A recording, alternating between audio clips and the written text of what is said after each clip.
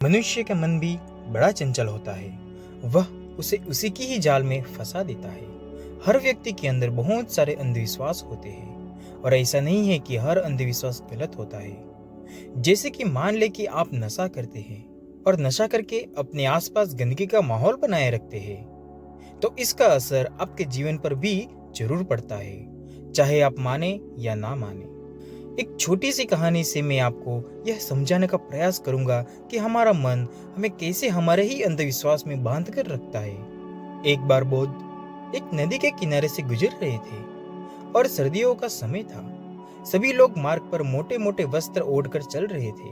तभी बुद्ध की नजर एक व्यक्ति पर पड़ती है जो नदी के ठंडे पानी में डुबकी लगा रहा होता है।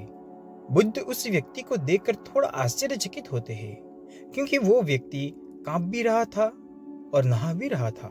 बुद्ध उस व्यक्ति से इतनी ठंड में नदी में डुबकी लगाने का कारण पूछते हैं। फिर वह व्यक्ति बुद्ध को बताता है कि वह सुबह सुबह नदी में नहा धोकर पूजा के लिए जा रहा था। तभी उसका पैर एक मेंढक पर पड़ गया और उसके कारण मैं अपवित्र हो गया हूँ और इसलिए मैं फिर से पवित्र होने के लिए नदी में डुबकी लगा रहा हूँ। बुद्ध उस व्यक्ति के बात सुनकर मुस्कुराते हैं और उसे पूछते हैं, क्या तुम मुझे बता सकते हो कि वो मेंढक कहाँ रहता है?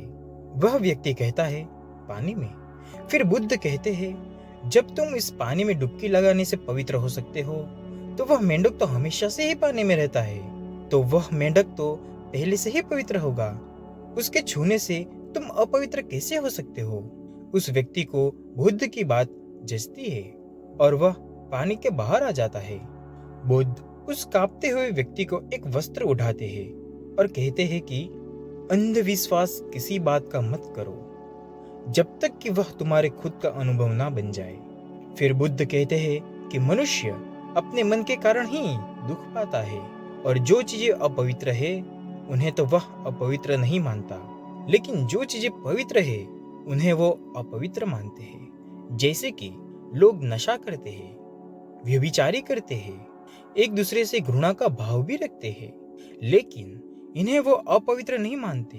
वे मानते हैं कि कोई जीव जो उनके जीवन में कोई भी प्रभाव नहीं डालता है वह अपवित्र है।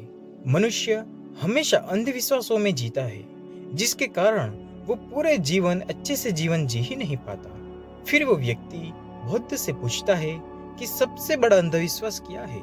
फिर बुद्ध कहते हैं कि मनुष्य का सबसे बड़ा अंधविश्वास यही है कि उसे लगता है कि वह अपने मन के द्वारा ही अपने मन से मुक्त हो जाएगा, यानी अपने मन के द्वारा ही अपने जीवन के सभी दुखों से मुक्त हो जाएगा। तुम अपने चारों तरफ देखो, तुम पाओगे कि हर व्यक्ति अपने ही मन के जाल में उलझा हुआ है। कोई डरा हुआ है तो कोई उम्मीदों में भी जी रहा है और किसी को यह लगता है कि कल सब कुछ ठीक हो जाएगा। लेकिन वास्तविकता यही है कि जब तक मनुष्य अपने मन को नहीं समझाएगा तब तक कुछ भी ठीक नहीं हो सकता, और यही शाश्वत सत्य है। वह व्यक्ति बुद्ध से पूछता है कि मन को कैसे समझा जाता है। बुद्ध कहते हैं कि जागरूकता के द्वारा।